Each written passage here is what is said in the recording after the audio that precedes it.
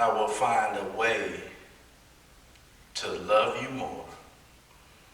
I will find a way to give you praise. And what becomes so interesting is the concept that we gotta find a way. Because if we have to find a way, then evidently a way is not obvious. So therefore we gotta find a way. In the midst of opposition, we got to find a way.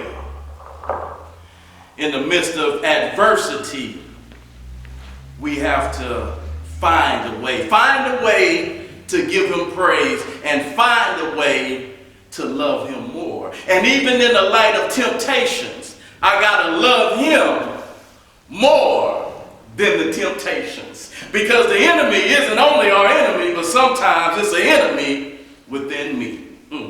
I have to fight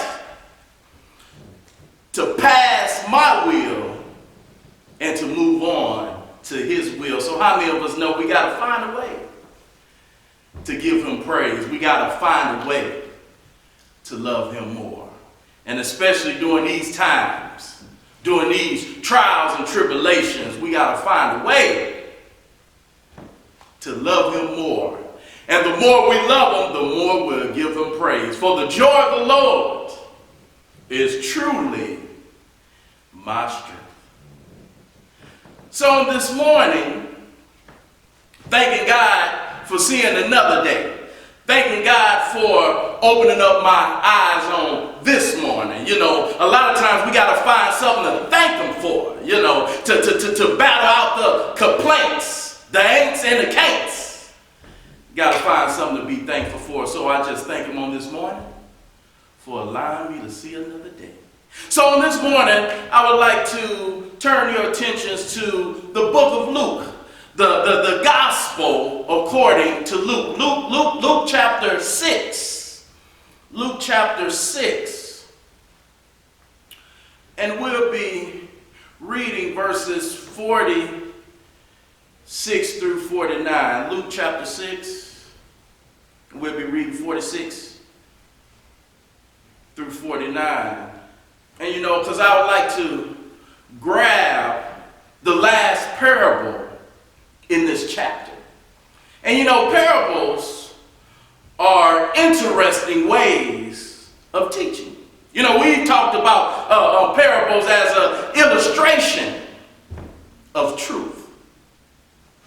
Teaching through that which is relatable in order to provide understanding.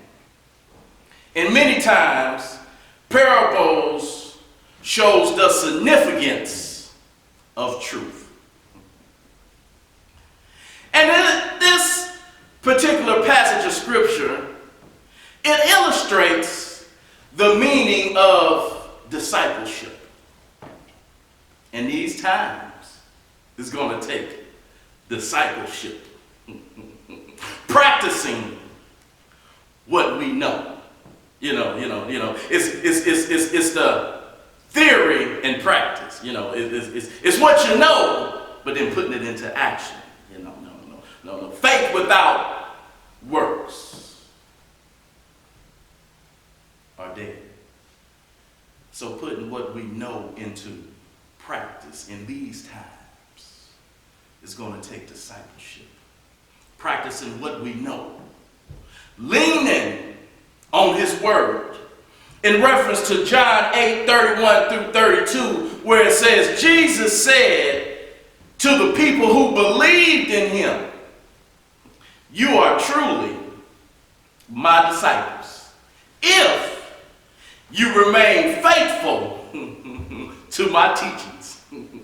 And you will know the truth, and the truth will set you free. Hold on, stay there, Luke. We come to Luke. And the Message reads John 8:31 through 32 as, then Jesus turned to the Jews who had claimed to believe in him.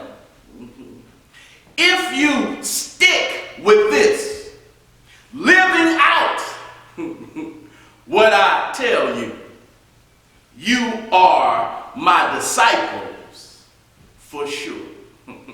Then you will experience for yourselves the truth, and the truth will free you. Discipleship.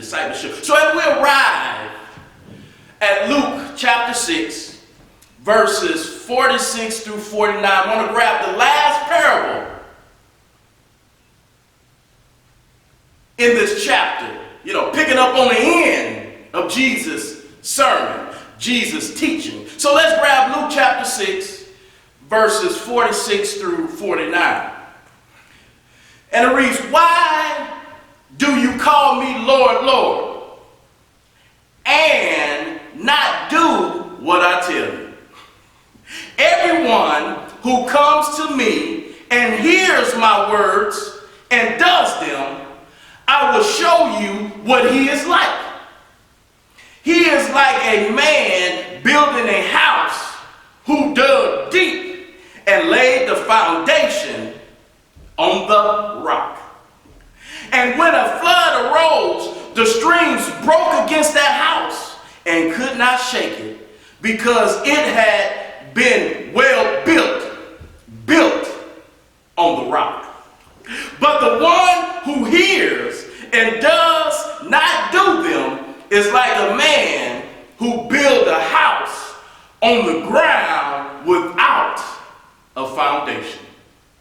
When the stream broke against it, immediately it fell, and the ruin of that house was great."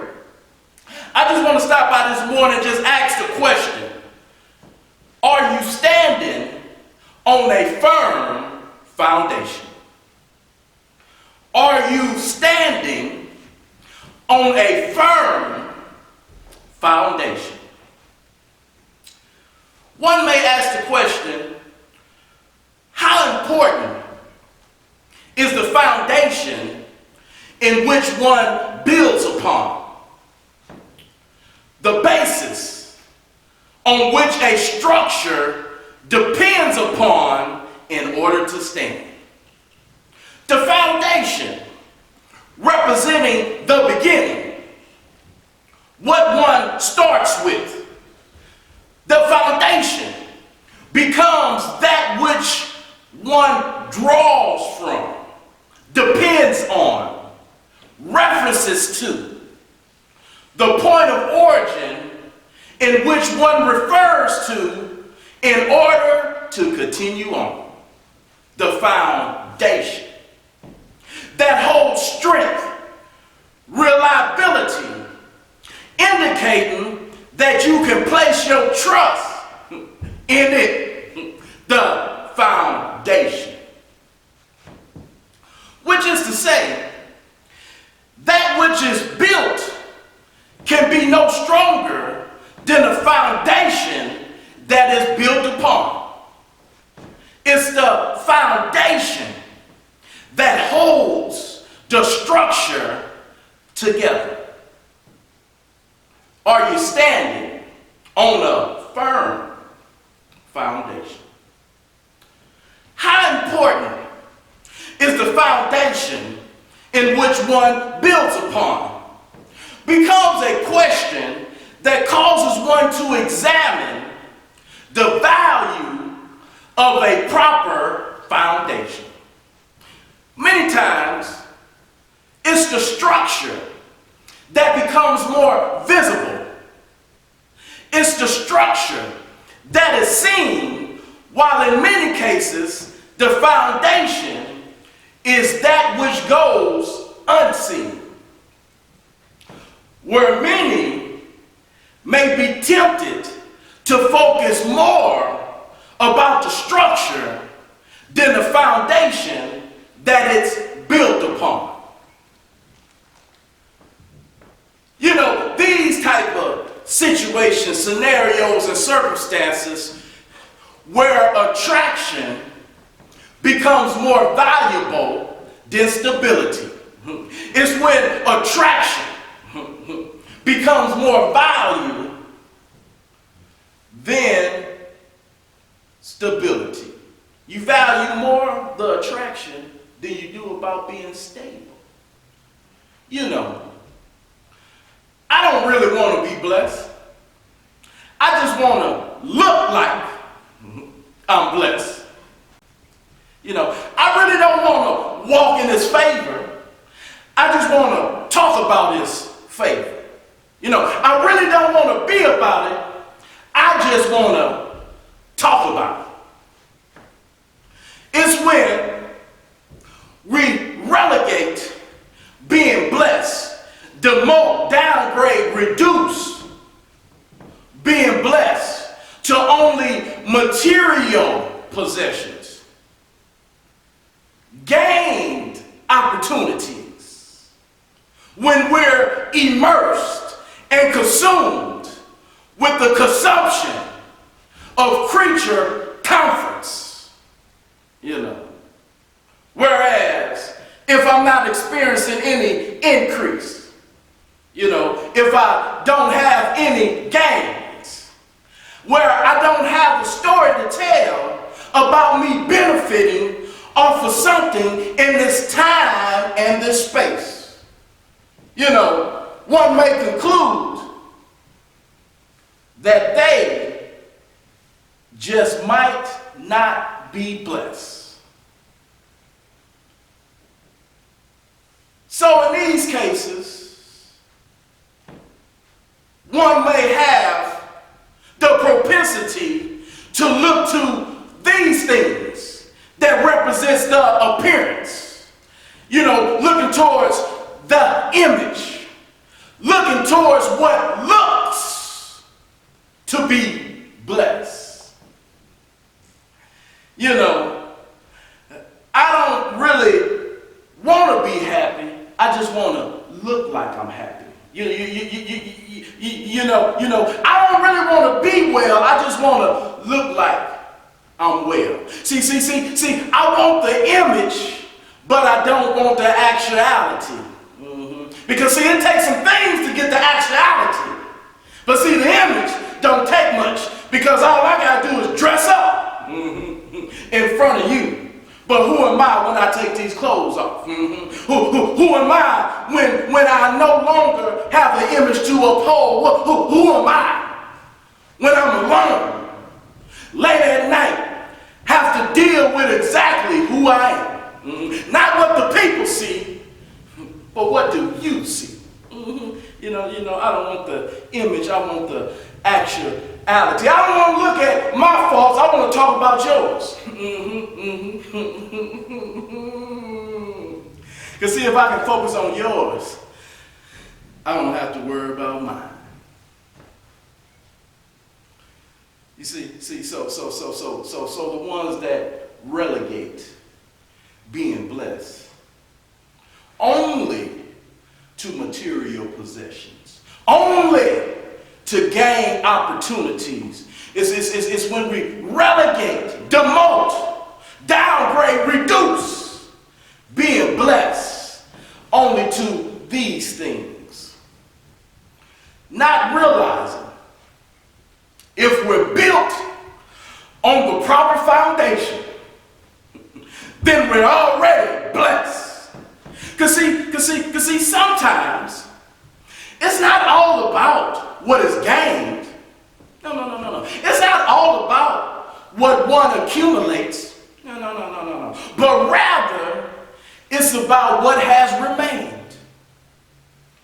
Although some things have fallen away, but what has stayed in place. Sometimes it's about what can stand throughout the test of time. Well, what has the durability to allow one to shelter in place? Can you shelter in place?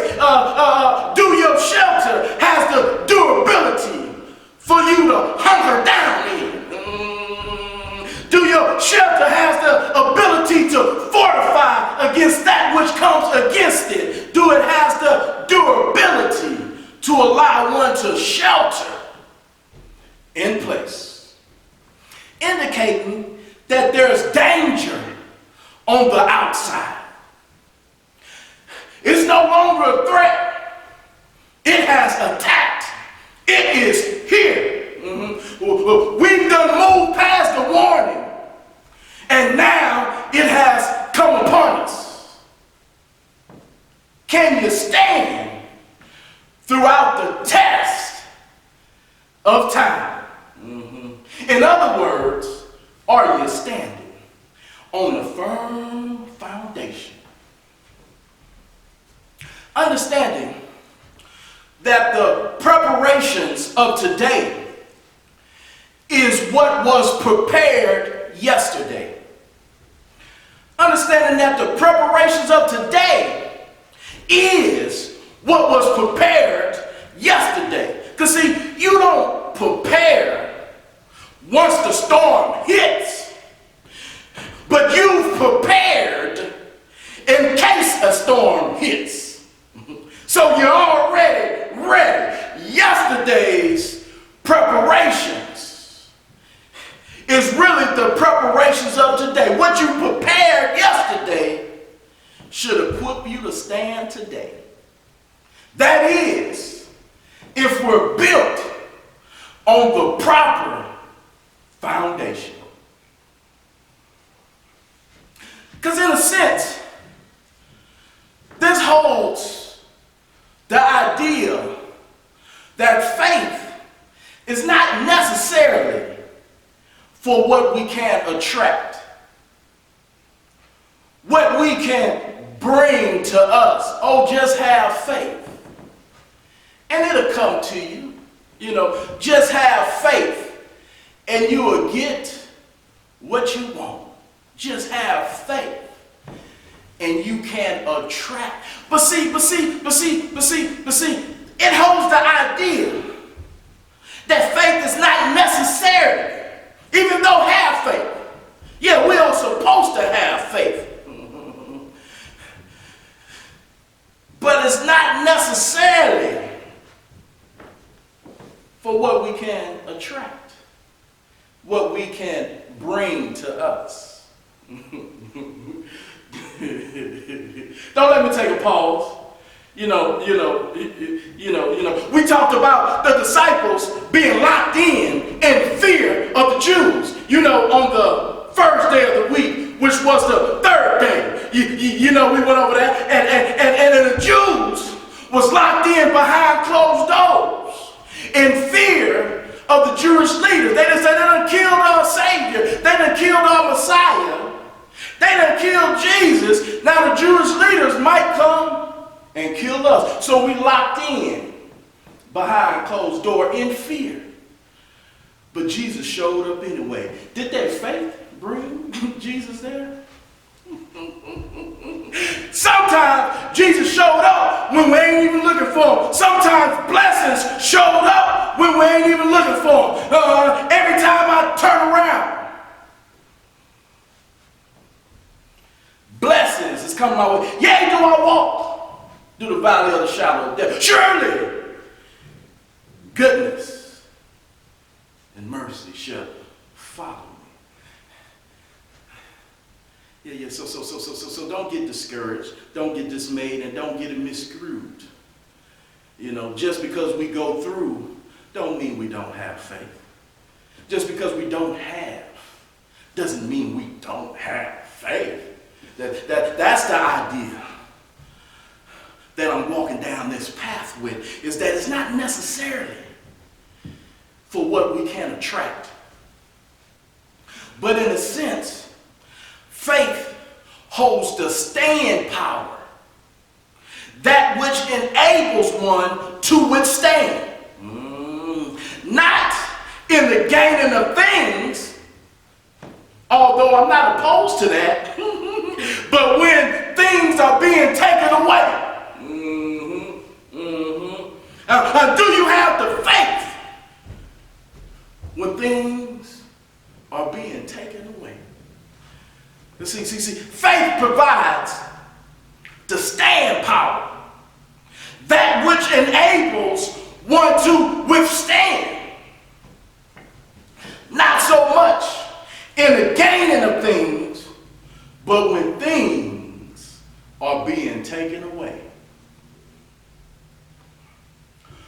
you think held Job during the attack of the enemy? A whole bunch of stuff was taken away from him. So every time I go through anything and pretty much everything, I always think about Job. And what I'm worried about, these light afflictions. If Job went through all of that and was still able to hold on, I think he has something good wrapped up in his faith. You know, faith, the substance of things hoped for, where the evidence is not seen. He has some good substance, something that he can hope for. Even when you're down to your last, naked I came in and naked I'm going out, but blessed be the name of the Lord. Do you got some faith that will allow you to stand? That is, if you're standing on a firm foundation. When the storms of life are beating and battering your house, this is when the question is presented. Are you standing on a firm foundation? As we take a look at the parable that was read in your hearing, as we take a look at the parable, it presents a comparison. A comparison of two types. Two types of builders. You know, almost put me in the mind, it's only two types. It's only the right way and the wrong way. It's two types of builders. One that builds with a foundation, and the other one without a foundation.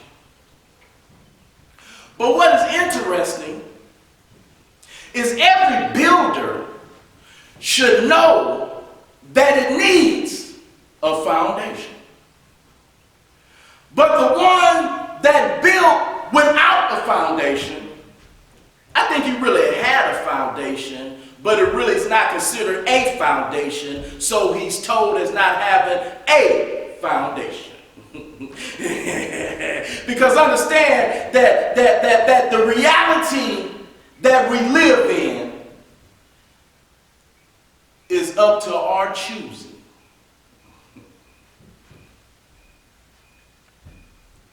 You think you have a foundation because you're doing it the way that you want to do. There's a right way and a wrong way. So the one that built without a foundation, in other words, have you placed your trust in something that has the capacity to fail? You might have built without a foundation.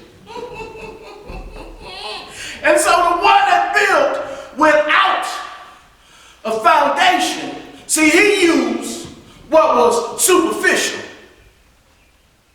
to build upon. You know, he used that which is only on the surface.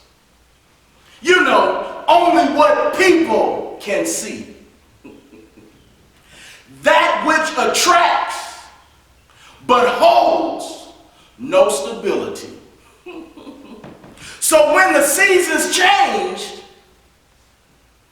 there was nothing to hold the structure together. Similar to the parable of the sower, you know, that went through just sowing the seeds on different grounds, but particularly the one that sowed the seed on the rocky places. The rocky places. It didn't have much soil, and it sprung up quickly because the soil was shallow. Are you building on shallow ground? But when the sun came up, the plants were scorched and they withered because they had no root. The one that's building without a foundation, using that which is superficial. You know, that stuff that looks good, the stuff that sounds good but holds no substance. Shallow.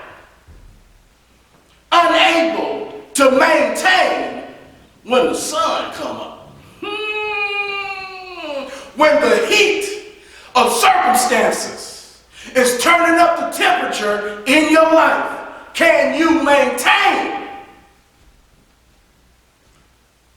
That is, if you're not building on the superficial. Are you looking for what attracts opposed to what can sustain? Now, the other type of builder is described as one who dug deep, knowing that it takes time to seek. It takes time to seek. You seek, and then you'll find. You know, it takes time. What are you doing in the meantime? It takes time to seek. Because seek, and then you will find. First seek ye the kingdom and all of his righteousness. You want to build on a firm foundation? First ye seek the kingdom and all of his righteousness. It's some preparations to take before you start building. Laying the foundation. As the one who dug deep and laid the foundation on the rock. Not only do you want to build your foundation, but what is more important is what you're building on. The one that dug deep and laid the foundation on the rock. So the rock becomes what upholds anything built upon it. You know, I think I heard something else about building on a rock.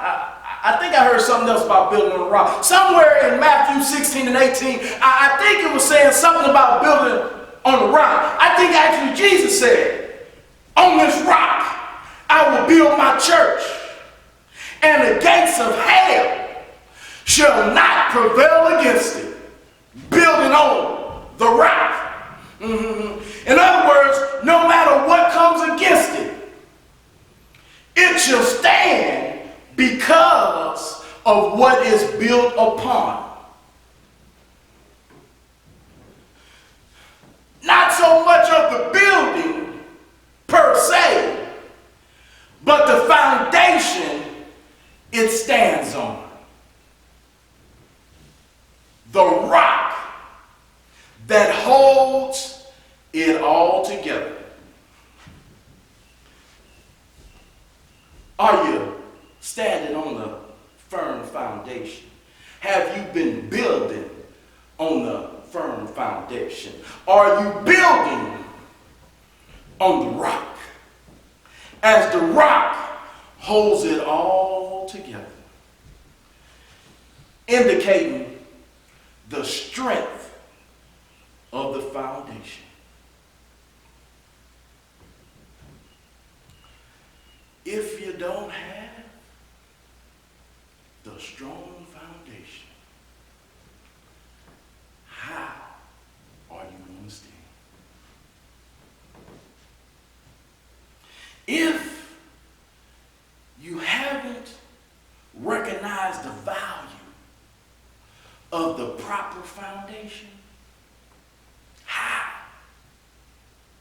do you expect to stand?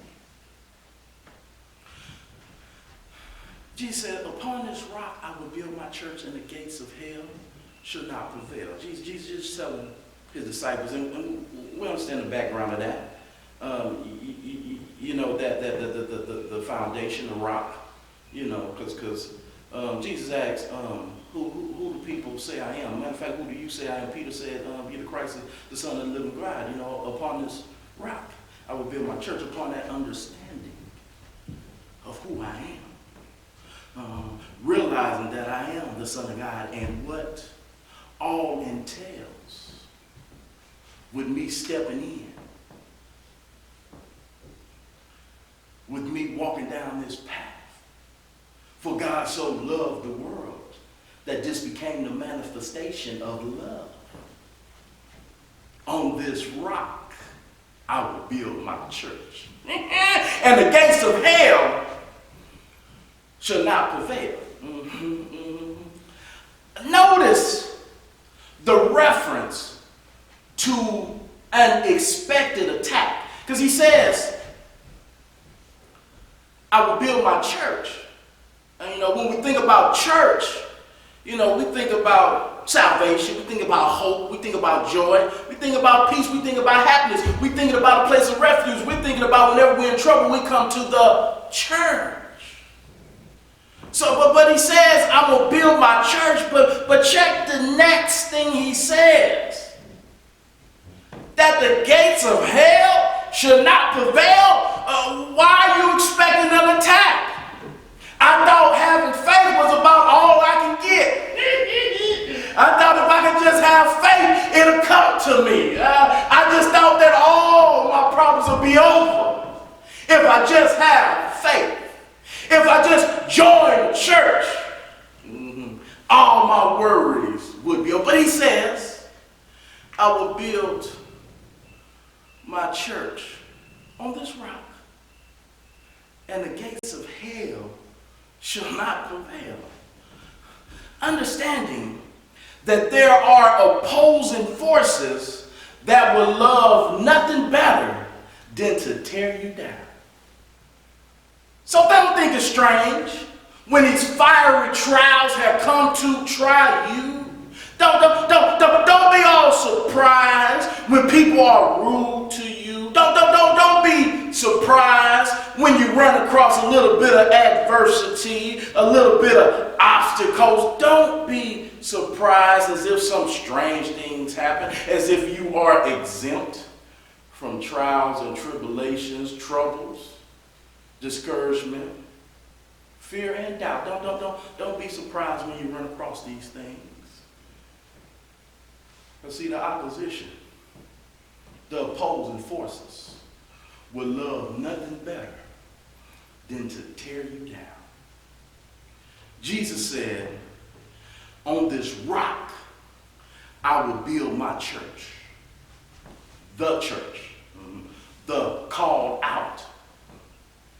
Those that are called out of darkness into his marvelous light.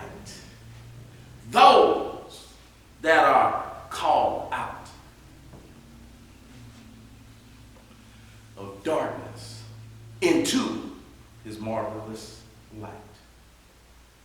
Because see, the darkness was just so prevalent, dominant, so widespread that Jesus had to step in.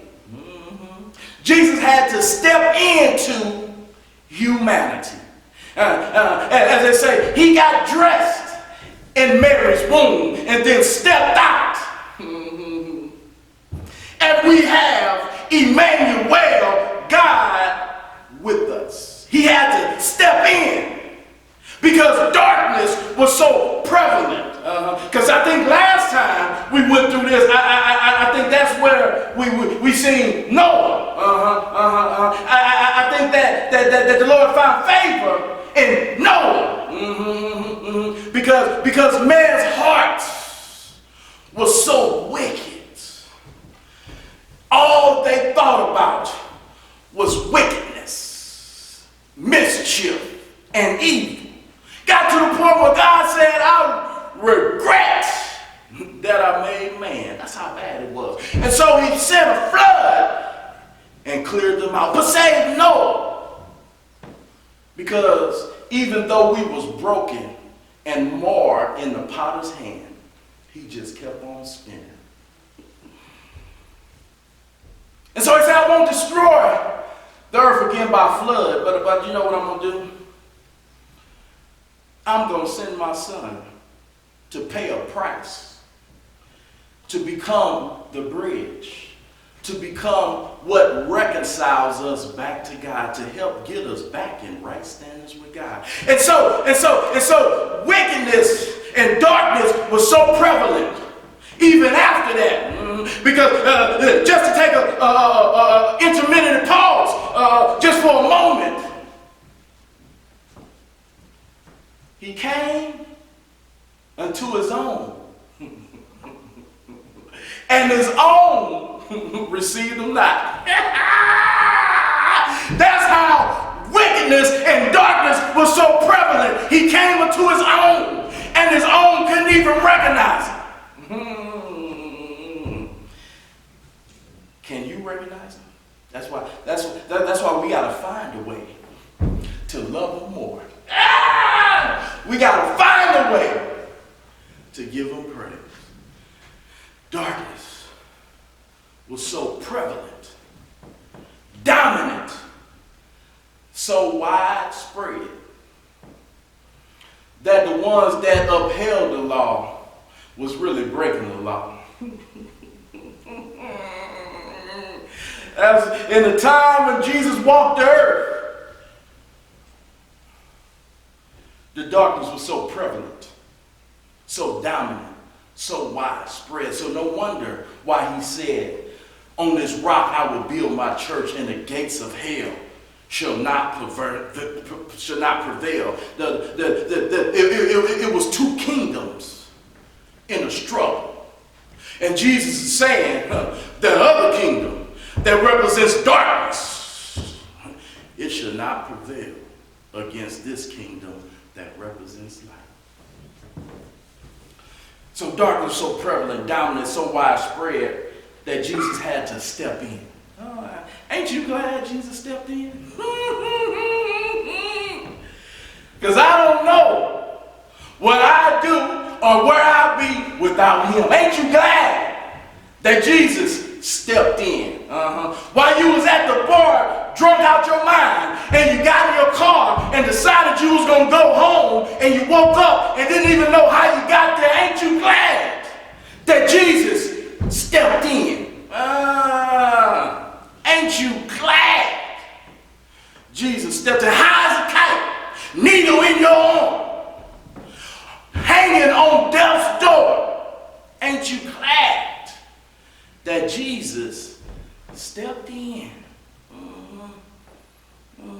When you thought it was over, when you wanted to give up on life, couldn't see anything to live for, ain't you glad that Jesus stepped in?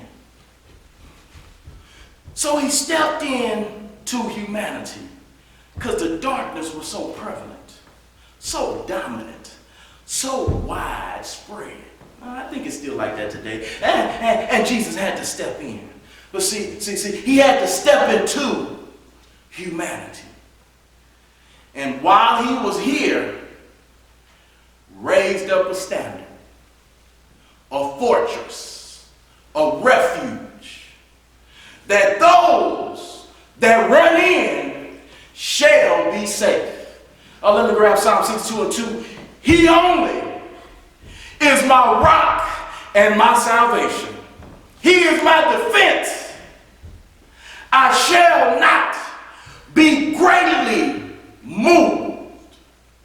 I'm like a ship on the water, but I got the anchor, so I may rock, but I shall not be moved.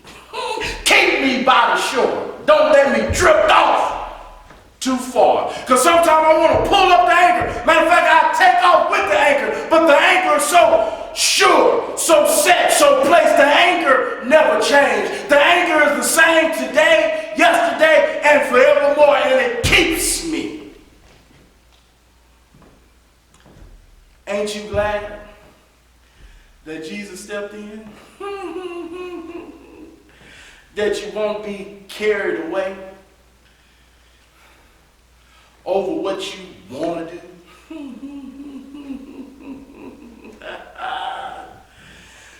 He only is my rock and my salvation, my defense. I should not be greatly moved. He is only my rock. On this rock, I will build my church, and the gates of hell shall not prevail against it. Understanding that the gates of hell seems to be like a fortress, holding in all that indicates death, dying, and decay. The powers of death, more precisely, what holds, initiates, and let loose attacks led by Satan and his host, representing the power of darkness. By the way, the one that's so prevalent, so widespread, so dominant. Which in a sense, the gates of hell shall come against it, which in a sense, the gates of hell have no choice. Because while the enemy represents darkness,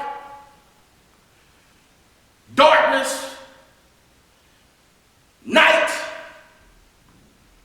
terrorists, while the enemy represents death, darkness, and mayhem, our Lord represents and is the way, the truth, and the life.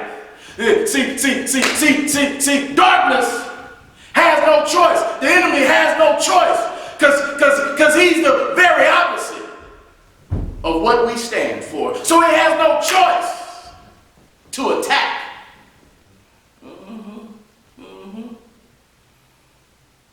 While he represents death, darkness, and mayhem, our Lord is the way, the truth, and the life. As Jesus says in John 10:10, as he's talking about the good shepherd, is the Lord your shepherd. If the Lord is your shepherd, you shall not want. So in John 10:10, he's talking about the good shepherd, and he breaks down in 10:10, he says the thief. All that represents darkness.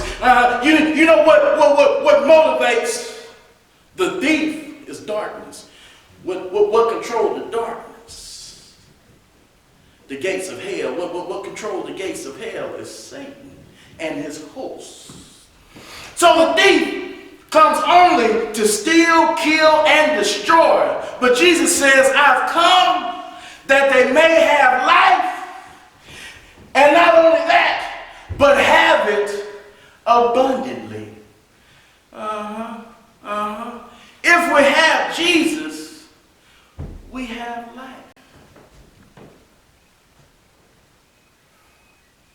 So, these opposites, the devil has no choice. The darkness is always opposed to the light.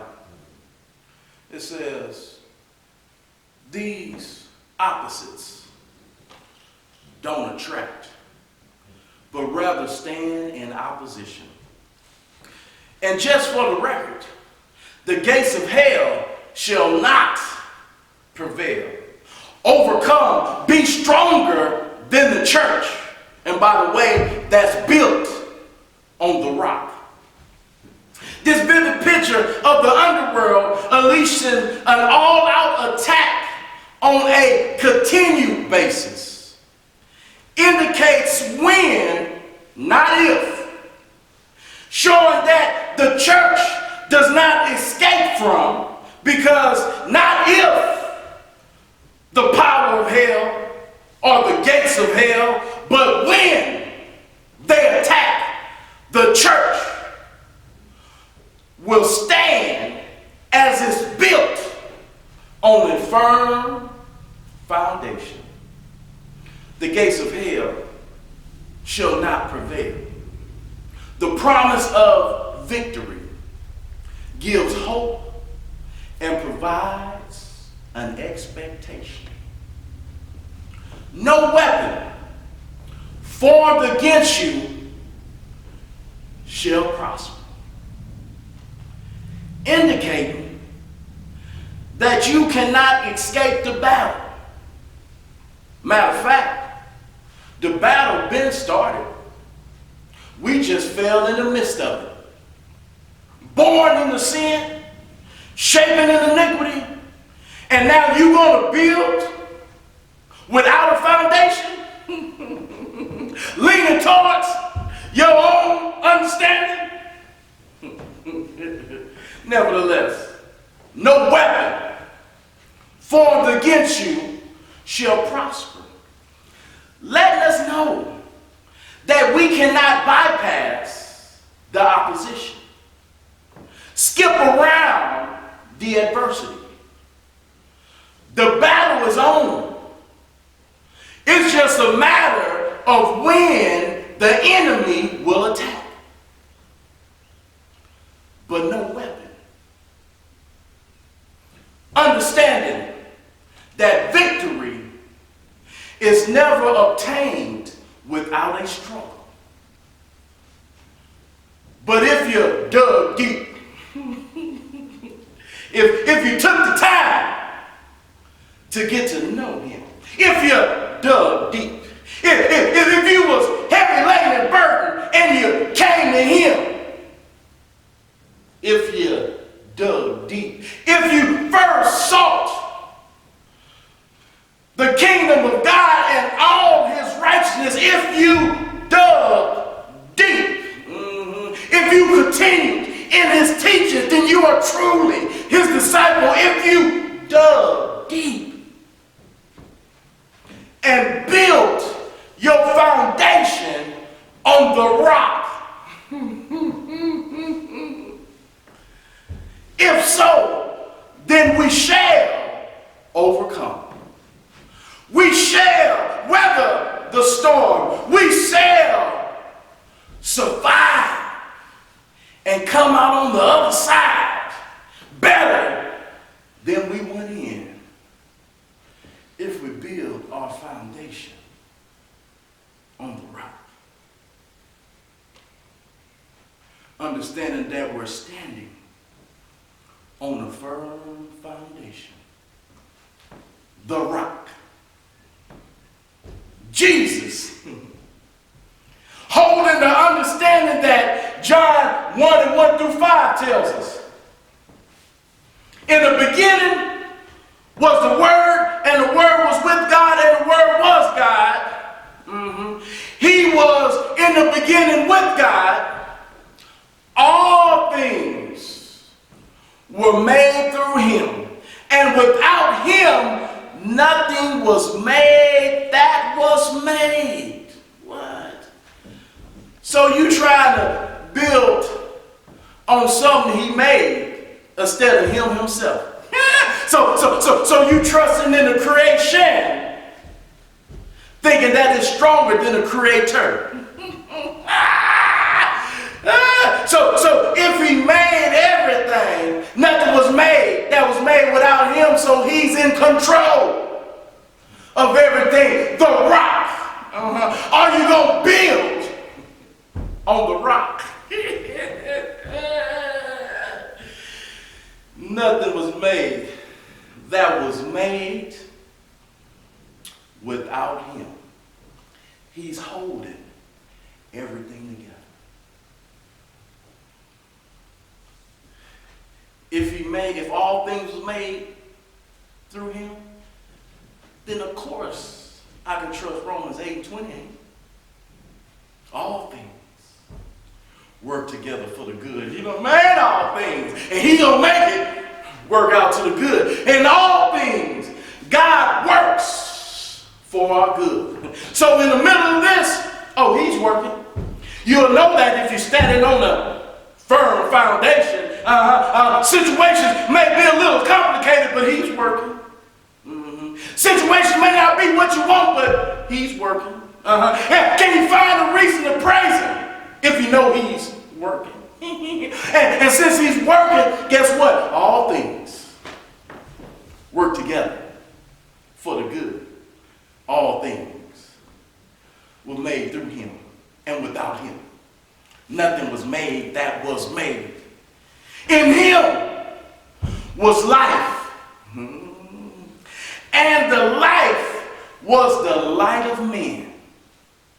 And the light shines in the darkness, and the darkness did not comprehend it. The darkness could not overpower it. Upon this rock I will build my church, and the gates of hell shall not prevail. Understanding that death has been defeated, that he has overcame. And the church will remain far after the darkness and the powers of wickedness.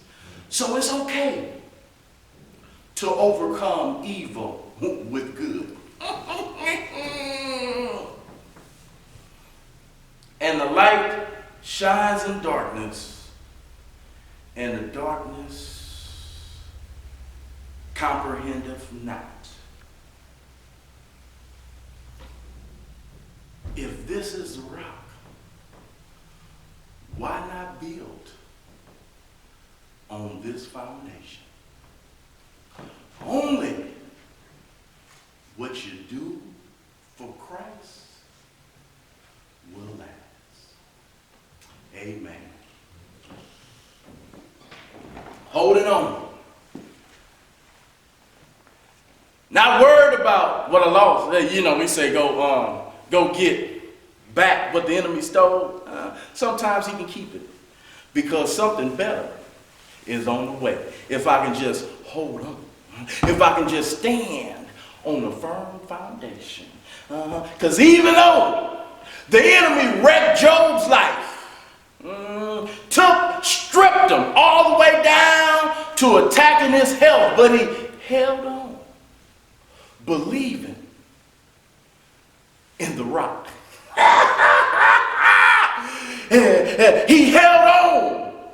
His faith allowed him to stand and be sustained. He was controlled and sustained by his faith, and he held on. And God gave him double for his trouble. If we can just hold on, it will be greater later. He says, I know the thoughts that I think towards you, which are good and not evil. Because we have to experience some evil. There's no doubt about it. If he builds his church on this rock and the gates of hell shall not prevail, don't think the enemy and evil won't attach itself to your life.